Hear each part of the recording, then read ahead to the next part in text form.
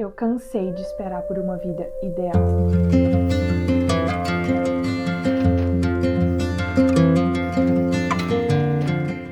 A melhor câmera, o melhor celular, a melhor luz, o melhor microfone, a melhor roupa, o melhor cabelo, o melhor sapato, o melhor relógio baixa pace, o melhor óculos, o melhor tênis de corredor. Casar até os 25, ter filho até os 30, morar em tal lugar, isso, aquilo, o outro, eu preciso. Eu cansei de esperar por uma vida ideal. Existe uma vida real. E sabe o que nos impede de viver e desfrutar dessa vida que é real? Esses ideais que nós criamos na nossa mente. Parece que a gente está o tempo todo dessa forma, esperando por algo para acontecer, esperando viver um cenário ideal, esperando isso, aquilo. E aí passa um dia, passa dois, e aí a gente chega no final e fala: nossa, como o tempo passou rápido, como as coisas passaram e parece que eu não fiz nada, eu não vivi nada. Talvez o que esteja impedindo é justamente esse padrão que nós estabelecemos na nossa mente, sabe? De querer e esperar por coisas tão ideais e deixar aquilo que é real para trás. Existe uma vida real e existe muita beleza nessa vida real, que talvez não é nada parecido com aquilo que nós planejamos, mas é exatamente aquilo que nós precisamos viver. E talvez um dia a gente chegue nesse ideal, talvez não, e tá tudo bem, mas a gente vai se desenvolvendo.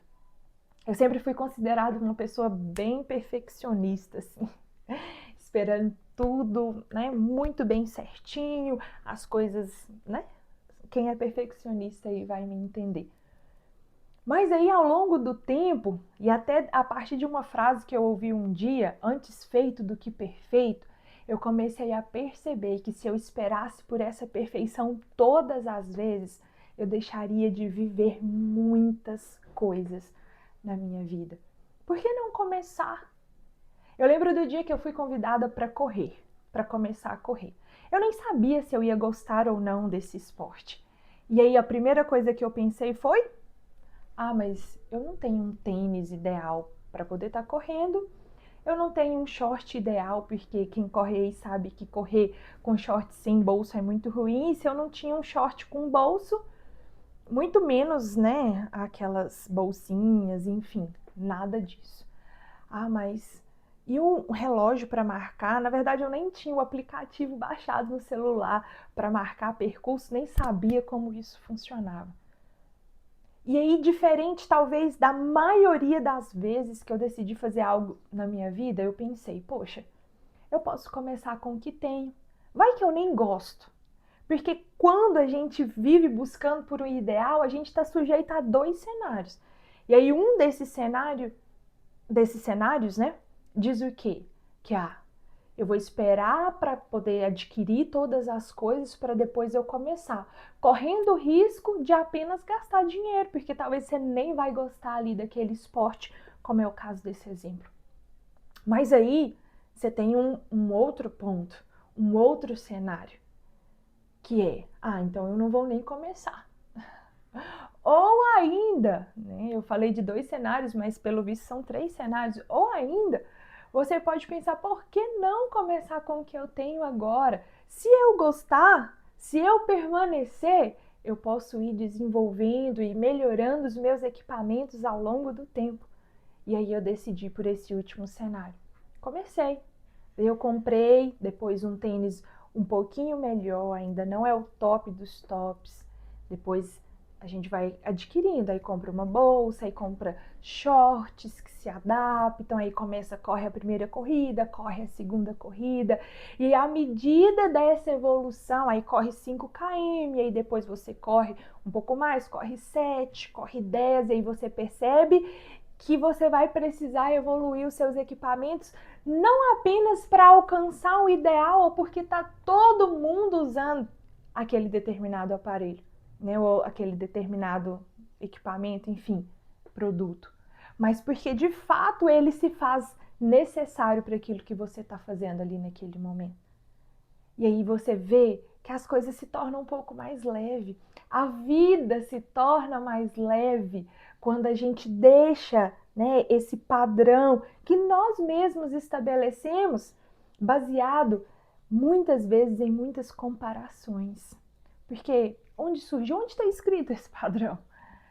Onde está escrito que eu preciso do tênis X da marca tal, aquele que custa mais de R$1.000 para eu começar a correr? Onde está escrito isso? Entende? Só que nós podemos fazer um pouco diferente. Dá para fazer diferente disso. Dá para viver mais leve. Sabe como que dá para viver? Dá para viver de modo imperfeito também. Parar de ficar buscando essa perfeição e ser quem de fato a gente é. É tão engraçado isso, porque parece que a gente sempre se conecta com pessoas reais, inclusive na internet. A gente, né, hoje nós vivemos uma era de menos edições, você se conecta pessoa a pessoa, então quando a pessoa mostra a vida dela de verdade, às vezes aparece meio descabelado, aquela vida como ela é, a gente acha legal, mas se colocar nesse lugar e se expor a isso, parece ser difícil demais para nós. Daí tem um livro que eu gosto muito, eu vou deixar o link dele aqui, A Coragem de Ser Imperfeito. Eu não sei se você já leu, né, da Brené Brown. E aí, ele tem uma frase muito interessante que eu vou estar lendo aqui para vocês, ó. Nós gostamos de ver a vulnerabilidade e a verdade transparecerem nas outras pessoas, mas temos medo de deixar que as vejam em nós. Isso porque tememos que a nossa verdade não seja suficiente. Olha isso. Olha o que a gente teme. A gente teme, né, que os nossos aparelhos, que os nossos produtos, que aquilo que nós fazemos, que aquilo que nós falamos não seja suficiente.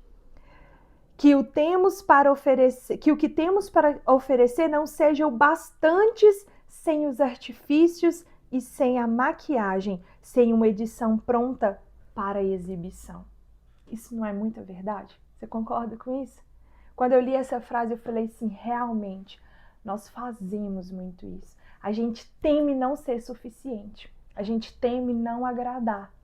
E às vezes não, né? Eu acho que na maioria das vezes, ou se não em todas as vezes, a gente não teme não se agradar. A gente teme não agradar o outro. Baseado não em um padrão do outro, baseado em um padrão nosso. Baseado em um ideal que nós criamos. Daí a Bíblia, ela tem um cenário que eu gosto muito e eu gostaria muito de compartilhar com você. E aí esse cenário, a gente vai ver se é o cenário real ou se é o cenário ideal. Ele está descrito lá em João 6, a partir do versículo 8, na verdade, de João 6, do 1 até o versículo 15, você encontra ali a passagem completa. Mas eu gostaria de me atentar, assim, só para a gente, né, enxutar um pouquinho isso aqui. 6, versículo 8 até o 10. Outro discípulo, André, irmão de Simão Pedro, tomou a palavra. Aqui está um rapaz com 5 pães de cevada e 2 peixinhos. Mas o que é isso para tanta gente? Disse Jesus, mandem o povo assentar-se. Havia muita grama naquele lugar e todos se assentaram. Eram cerca de 5.000 homens. Então, versículo 11, vou um pouquinho adiante. Então Jesus tomou os pães, deu graças, os repartiu entre os que estavam assentados, tanto quanto queriam, e fez o mesmo com os peixes. Olha só, que legal, né, essa passagem aqui. E eu acredito que ela fala muito a respeito disso que nós estamos comentando aqui, de um cenário real e um cenário ideal.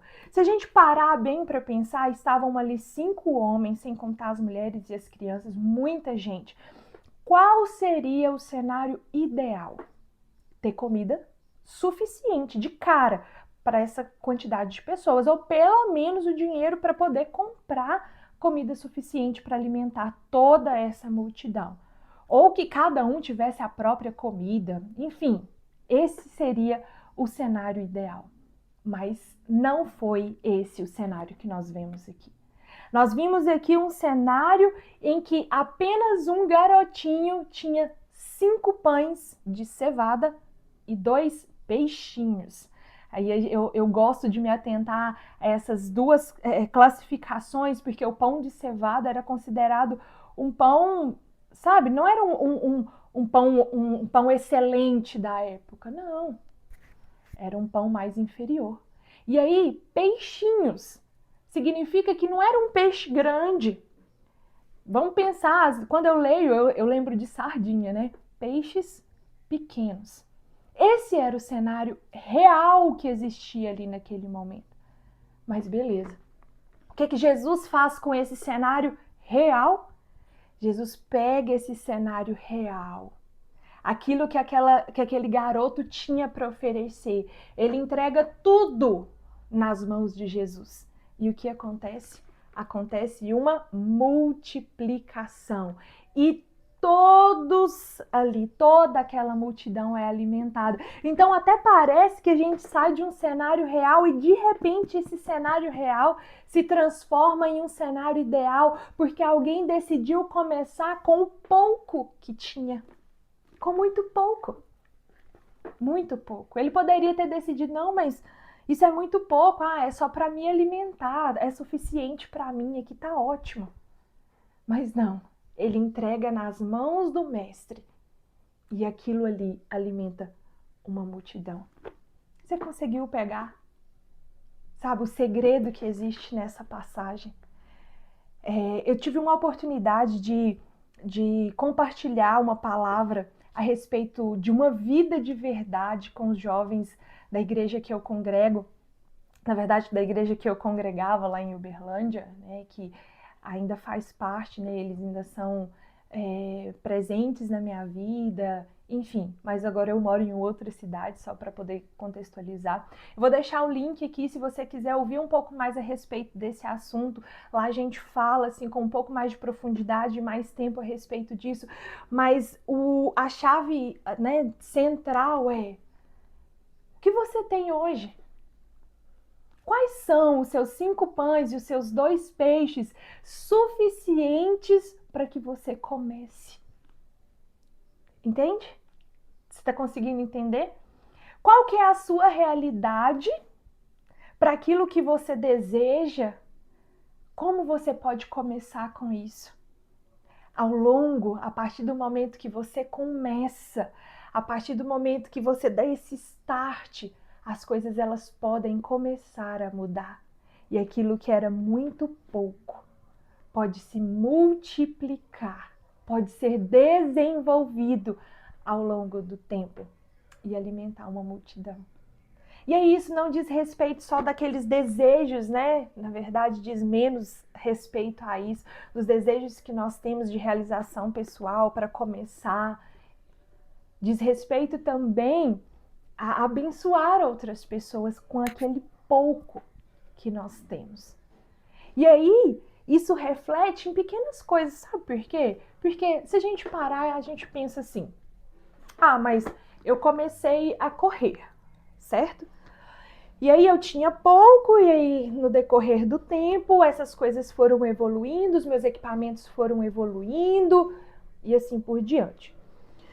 E parece que isso está só me abençoando, está só me favorecendo. Mas já parou para pensar que a partir desse ato que você faz, outras pessoas podem se espelhar e de repente começar a correr também e serem ajudadas através disso? Alcançarem objetivos, enfim, tudo porque você começou com pouco. Consegue entender? Então, tudo que nós fazemos não diz respeito só a nós. Nós estamos sendo também observados. E isso pode, incendiar toda uma comunidade, todas as pessoas que estão ali ao seu redor. Vamos parar, né? Esse vídeo aqui é um compromisso público de parar de esperar por uma vida ideal e viver com alegria a vida real que eu já tenho, a vida real que nós já temos. É isso. Talvez seja por isso que esse canal se chama Simplesmente Isa. Até mais!